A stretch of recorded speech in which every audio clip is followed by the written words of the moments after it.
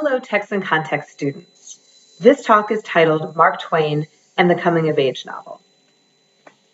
The Catcher in the Rye. To Kill a Mockingbird.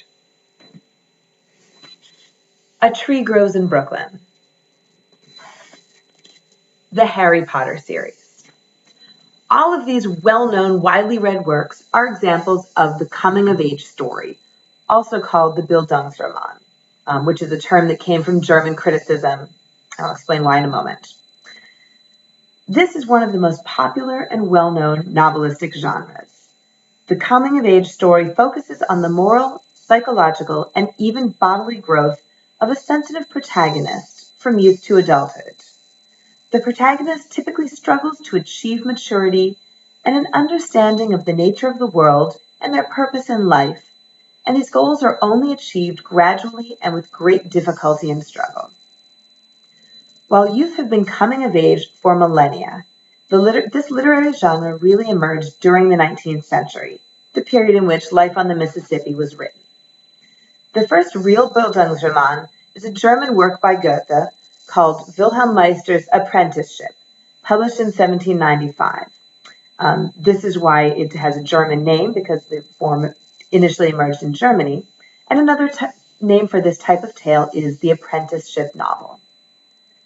Other older genres like folk tales, drama, epic poetry, and lyric poetry were just not so well suited to this kind of narrative as the novel, which emerged during the 18th century and really became a dominant form in the 19th century. The protagonist in a coming-of-age novel undergoes a metaphorical journey, if not a literal one as well, and the novel has the space for him or her to really roam.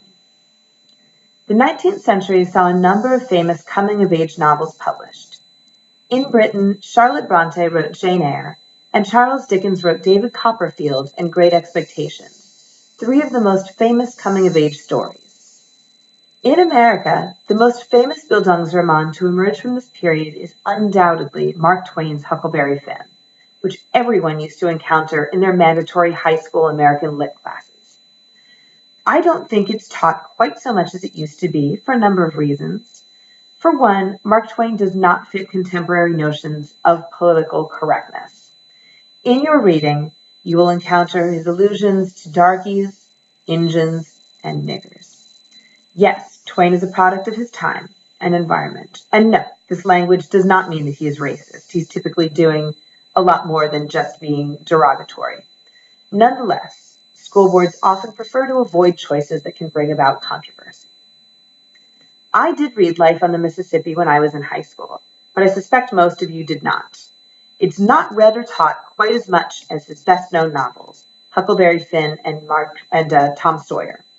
But the section that you were reading for this class, the first portion of Life on the Mississippi that was originally published in 1875 in the Atlantic Monthly magazine as Old Times on the Mississippi, is widely considered some of Twain's best writing.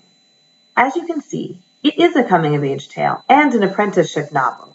The main character literally enters into an apprenticeship and strives to make sense of the challenging, complex world of piloting a steamboat that he'd entered into as a starry-eyed youth. Yes, much of this is memoir. The character is based on Twain himself. But what I'd like you to think about is, with all tall tales, stretching, exaggeration that goes on, to what extent is Twain also creating a fictionalized version of himself? Life on the Mississippi is as meandering as the Mississippi River is. It starts off as a history book, then throws in a secret bonus chapter from Huckleberry Finn, and then it launches into the piloting career of a young man with numerous digressions involving races, monopolies, the power of memory, sounding shallow water, all interlaced with colorful dialogues in various local dialects, one-liners, digressions, and tall tales.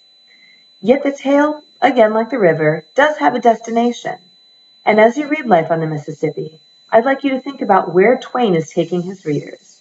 What is the destination of this novel's and this protagonist's journey?